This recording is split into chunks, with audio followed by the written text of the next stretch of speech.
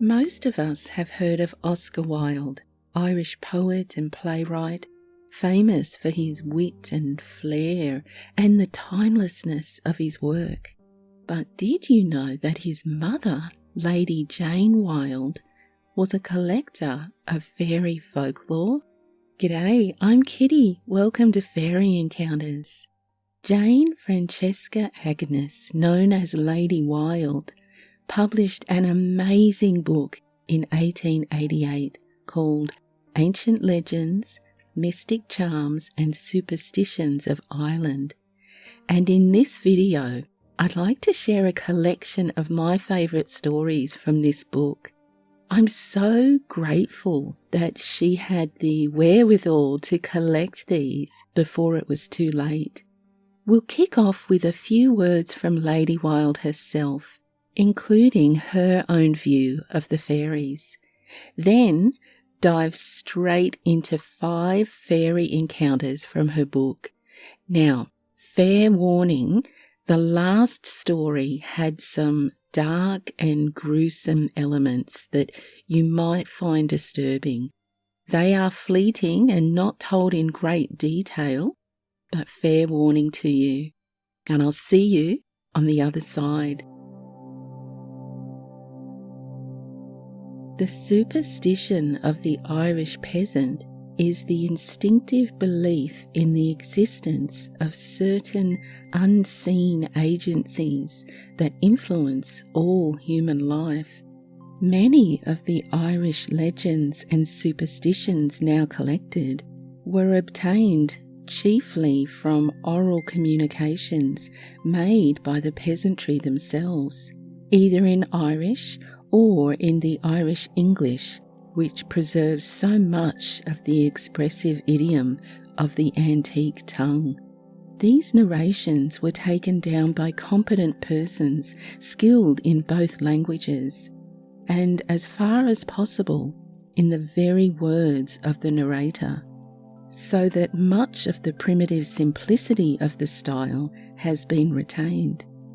The legends have a peculiar and special value as coming direct from the national heart.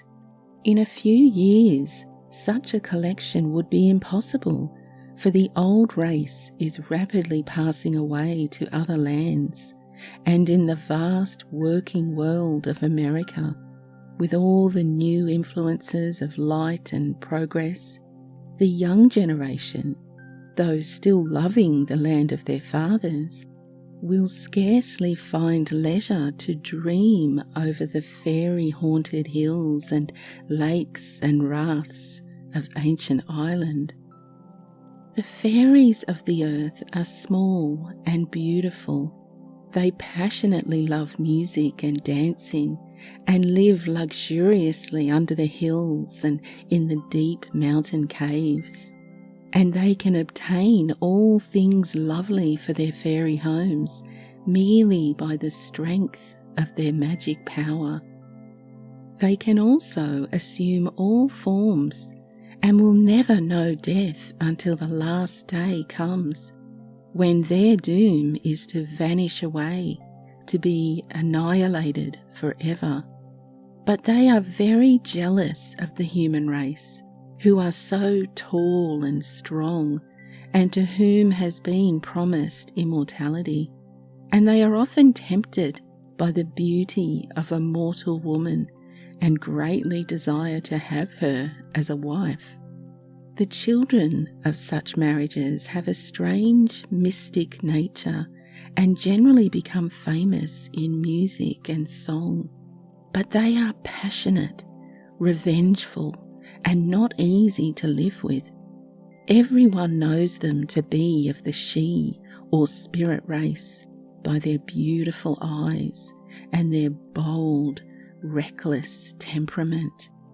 Their favourite camp and resting place is under a hawthorn tree, and a peasant would die sooner than cut down one of the ancient hawthorns sacred to the fairies, and which generally stands in the centre of a fairy ring. But the people never offer worship to these fairy beings. They have an immense dread and fear of the mystic fairy power, and never interfere with them nor offend them knowingly. The Sidhe often strive to carry off the handsome children, who are then reared in the beautiful fairy places under the earth, and wedded to fairy mates when they grow up. The people dread the idea of a fairy changeling being left in the cradle in place of their own lovely child. And if a wizened little thing is found there, it is sometimes taken out at night and laid in an open grave till morning, when they hope to find their own child restored, although more often nothing is found save the cold corpse of the poor outcast. The fairies are pure and cleanly in their habits, and they like above all things a pail of water to be set for them at night, in case they may wish to bathe. They also delight in good wines, and are careful to repay the donor in blessings, for they are truly upright and honest. The great lords of Ireland in ancient times used to leave a keg of the finest Spanish wine frequently at night out on the windowsill for the fairies, and in the morning it was all gone.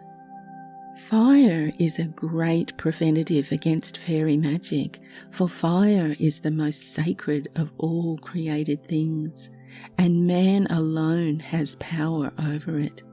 No animal has ever yet attained the knowledge of how to draw out the spirit of fire from the stone or the wood where it has found a dwelling place. If a ring of fire is made round cattle or a child's cradle, or if fire is placed under the churn, the fairies have no power to harm, and the spirit of the fire is certain to destroy all fairy magic, if it exists. Everyone knows that Slieve Mish in County Kerry is haunted. The figure of a man, accompanied by a huge black dog, is frequently seen standing on a high crag. But as the traveller approaches, the forms disappear, although they rise up again before him on another crag, and so continue appearing and appearing as he journeys on.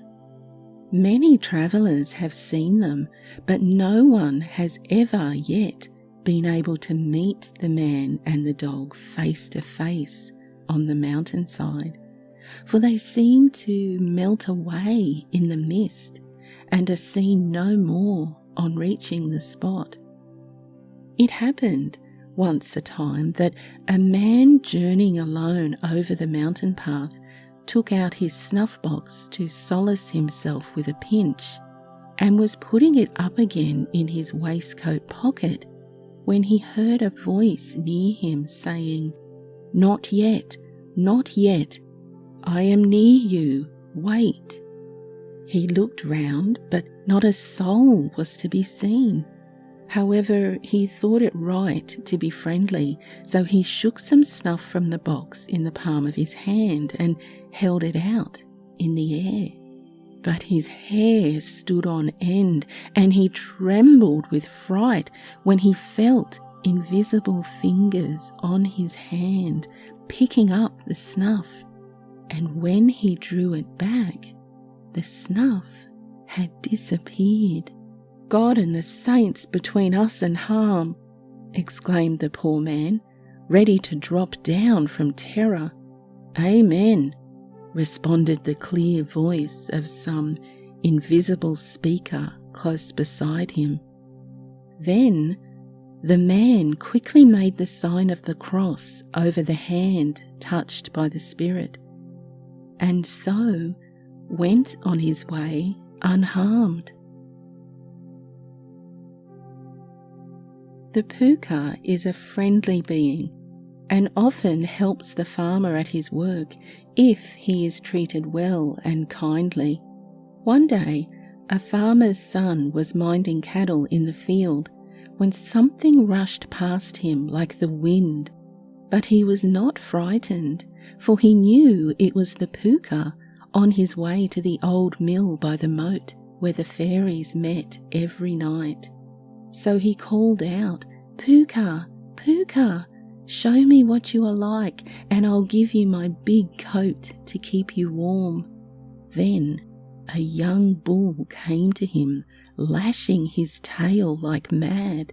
But Patrick threw the coat over him, and in a moment he was quiet as a lamb, and told the boy to come to the mill that night when the moon was up, and he would have good luck. So Patrick went, but saw nothing except sacks of corn all lying about on the ground, for the men had fallen asleep and no work was done. Then he lay down also and slept, for he was very tired. And when he woke up early in the morning, there was all the meal ground, though certainly the men had not done it, for they still slept. And this happened for 3 nights, after which Patrick determined to keep awake and watch. Now there was an old chest in the mill, and he crept into this to hide, and just looked through the keyhole to see what would happen. And exactly at midnight, 6 little fellows came in, each carrying a sack of corn upon his back. And after came an old man in tattered rags of clothes, and he bade them turn the mill, and they turned and turned till all was ground. Then Patrick ran to tell his father, and the miller determined to watch the next night with his son, and both together saw the same thing happen.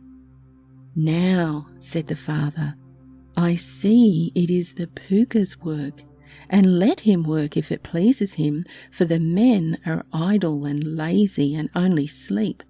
So I'll pack the whole set off tomorrow and leave the grinding of the corn to this excellent old puka."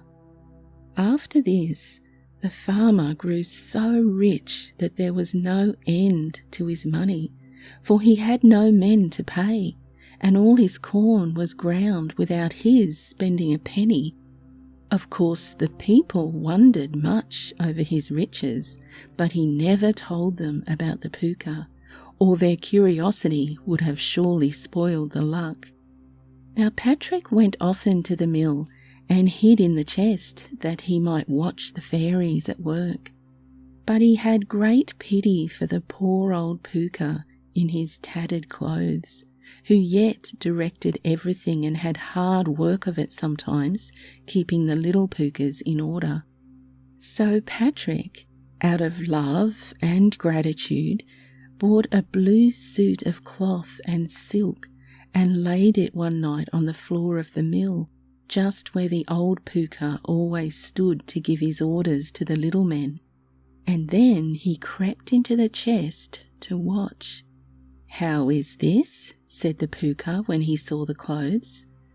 "Are these for me? I shall be turned into a fine gentleman." And he put them on, and then began to walk up and down admiring himself. But suddenly he remembered the corn and went to grind as usual. Then he stopped and cried out, "No, no, no more work for me. Fine gentlemen don't grind corn. I'll go out and see a little of the world and show my fine clothes." And he kicked away the old rags into a corner and went out. No corn was ground that night, nor the next, nor the next. All the little pukas ran away, and not a sound was heard in the mill. Patrick grew very sorry for the loss of his old friend, and used to go out into the fields and call out, "Puka, Pooka, come back to me. Let me see your face." But the old Pooka never came back, and all his life long Patrick never looked on the face of his friend again.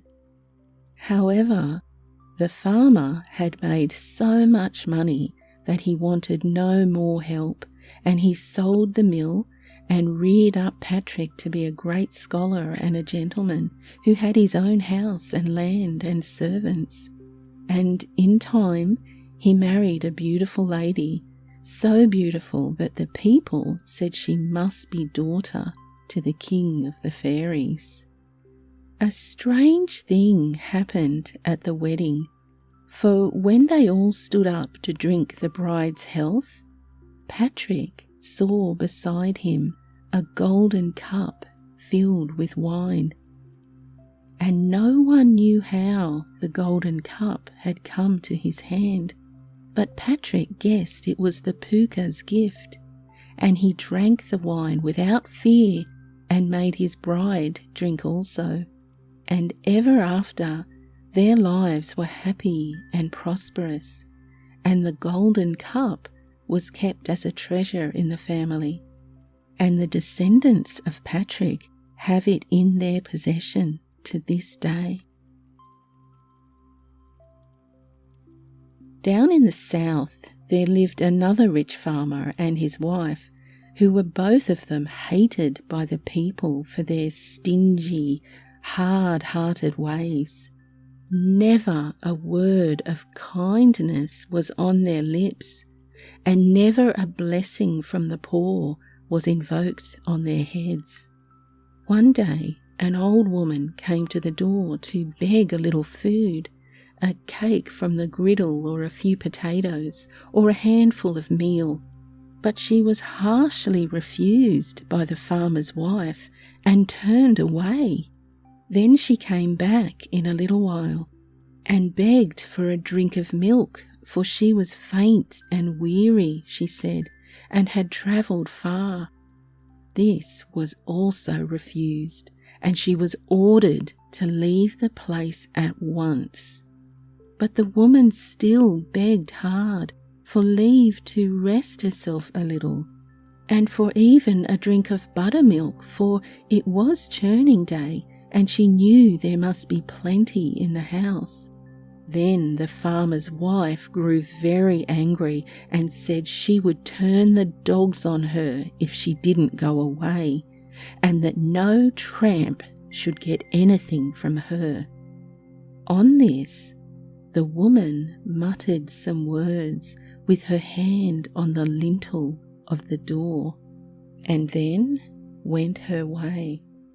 Soon after, being much heated by the violence of her anger, the farmer's wife went to the dairy for a drink, but as she poured out the draught, she saw something black in the cup, and she tried to take it out with her finger, but it always escaped her. Then, being very thirsty, she drank off the milk, and still another and another cup, and in the drinking, the black object disappeared. That night, however, she felt nigh to death, for her body began to swell and turned black all over. Medical aid was sent for, but the doctor could make out nothing of the cause or nature of the strange disease. Then the priest was summoned, and he at once, having heard the story, said there was witchcraft in it, and he proceeded to pray and to exorcise the evil spirit in the woman. Besides this, he made her be placed in a hot bath, into which he poured some holy water. At first the woman uttered fierce cries and said her body seemed rent and torn, but gradually she became calmer, and the blackness slowly went down from head to feet and finally disappeared, leaving the body fair and whole, all except one hand, and this remained still as black as ink. The holy water was poured on it, and the priest prayed, but nothing would remove this mark. So the priest told her at last that the blackness would remain as a sign and token of her sins against the poor, and from that day forth to her death, the mark of the evil spell remained on her. But she grew kinder to the poor, for her heart was shaken by terror. And when she came to die, there was no blackness on her hand, for the tears of the poor she had succoured and befriended had washed all the mark away. There was a young man of Inishmore named James Wilde, noted through all the island for his beauty and strength. Never a one could beat him at hunting or wrestling, and he was, besides, the best dancer in the whole townland. But he was bold and reckless, and ever foremost in all the wild, wicked doings of the young fellows of the place. One day he happened to be in chapel after one of these mad freaks, and the priest denounced him by name from the altar. "James Wilde," he said, "remember my words. You will come to an ill end." From that day forth, James Wilde changed his ways. He gave up drinking, and never a drop of spirits crossed his lips. And he began to attend to his farm and his business, in place of being at all the mad revels and dances and fairs and wakes in the island. Soon after, he married a nice girl, a rich farmer's daughter from the mainland, and they had 4 fine children, and all things prospered with him. But the priest's words never left his mind, and he would suddenly turn pale, and a shivering would come over him when the memory of the curse came upon him. Still he prospered, and his life was a model of sobriety and order. One day he and his wife and their children were asked to the wedding of a friend about 4 miles off, and James Wilde rode to the place, the family going on their own car. At the wedding, he was the life of the party, as he always was, but never a drop of drink touched his lips. When evening came on, the family set out for the return home, just as they had set out, the wife and children on the car, and James Wilde riding his own horse. But when the wife arrived at home, she found her husband's horse standing at the gate, riderless and quite still. They thought he might have fallen in a faint and went back to search, when he was found down in a hollow not 5 perches from his own gate, lying quite insensible, and his features distorted frightfully, as if seized while looking on some horrible vision. They carried him in, but he never spoke. A doctor was sent for, who opened a vein, but no blood came. There he lay, like a log, speechless, as one dead. Amongst the crowd that gathered round was an old woman accounted very wise by the people. "Send for the fairy doctor," she said. "He is struck." So they sent off a boy on the fastest horse for the ferryman. He could not come himself, but he filled a bottle with a potion. Then he said, "Ride for your life. Give him some of this to drink, and sprinkle his face and hands also with it. But take care as you pass the lone bush on the round hill near the hollow, for the fairies are there and will hinder you if they can, and strive to break that bottle. Then the ferryman blew into the mouth and the eyes and the nostrils of the horse, and turned him round 3 times on the road, and rubbed the dust off his hooves. "Now go," he said to the boy, "go and never look behind you, no matter what you hear." So the boy went like the wind, having placed the bottle safely in his pocket. And when he came to the lone bush, the horse started and gave such a jump that the bottle nearly fell, but the boy caught it in time and held it safe and rode on. Then he heard a cluttering of feet behind him, as of men in pursuit, but he never turned or looked, for he knew it was the fairies who were after him, and shrill voices cried to him, "Ride fast, for the spell is cast."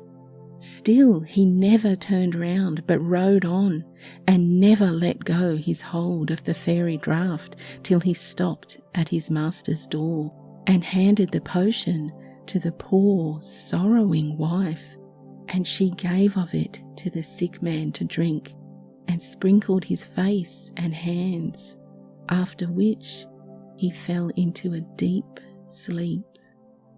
But when he woke up, though he knew everyone around him, the power of speech was gone from him, and from that time to his death, which happened soon after, he never uttered a word more. At Innisboffin the fairies hold a splendid court, with revelry and dancing when the moon is full, and it is very dangerous for young girls to be out at that time, for they will assuredly be carried off, and if they once hear the fairy music or drink of the fairy wine, they will never be the same again. A fate is on them, and before the year is out, they will either disappear or die. And the fairies are always on the watch for the handsome girls or children, for they look on mortals as of much higher race than themselves. A young man lay down to sleep one Friday evening in summer under a hayrick, and the fairies must have carried him off as he slept, for when he woke, he found himself in a great hall, where a number of little men were at work, some spinning, some making shoes, some making spears and arrowheads out of fish bones and elf stones, but all busy laughing and singing with much glee and merriment, while the little pipers played the merriest tunes. Then an old man who sat in the corner came over, and looking very angry, told him he must not sit there idle. There were friends coming to dinner, and he must go down and help in the kitchen. So he drove the poor young fellow before him down into a great vaulted place, where a huge fire was burning, and a large pot was set over it. "Now," said the old man, "prepare the dinner. There is an old hag we are going to eat." "Now make haste and let the water boil," said the old man. "Don't you see the pot on the fire? And I am nearly ready for you to begin. The company will soon be here, and there is no time to lose, for this old hag will take a good while to boil." However, the young fellow was so frightened that he fell down on the floor speechless, and could neither move hand nor foot. "Get up, you fool," said another old man, who seemed to be the head over all, and he laughed at him. "Do your work and never mind. This does not hurt her a bit. When she was there above in the world, she was a wicked miser, hard to the world, and cruel and bitter in her words and works. So now we have her here, and her soul will never rest in peace, but wander about in the dark to all eternity without a body. Then the young man knew no more till he found himself in a beautiful hall where a banquet was laid out. But in place of the old hag, the table was covered with fruit and chickens and young turkeys and butter and cakes fresh from the oven and crystal cups of bright red wine. "Now sit down and eat," said a fairyman who sat at the top on a throne with a red sash round his waist and a gold band on his head. "Sit down with this pleasant company and eat with us. You are welcome." And there were many beautiful ladies seated round, and grand noblemen with red caps and sashes, and they all smiled at him and bade him eat. "No," said the young man, "I cannot eat with you, for I see no priest here to bless the food. Let me go in peace." "Not at least till you taste our wine," said the princely fairy with a friendly smile. And one of the beautiful ladies rose up and filled a crystal cup with the bright red wine and gave it to him. And when he saw it, the sight of it tempted him, and he could not help himself, but drank it all off without stopping, for it seemed to him the most delicious draught he ever had in his whole life.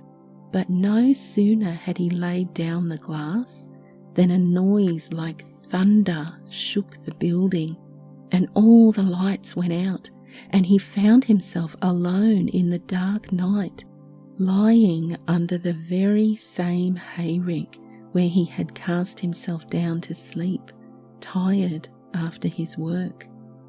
So he made his way home at last, but the taste of the fairy wine burned in his veins, and a fever was on him night and day for another draught, and he did no good but pined away seeking the fairy place, though he never found it any more.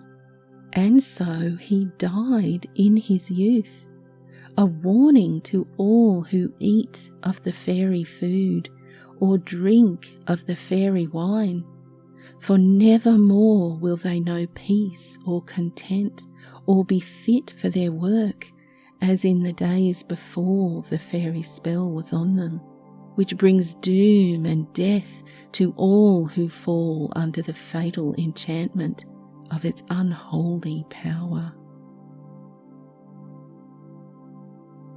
So there are just a few of my favourite stories from Lady Wilde's book.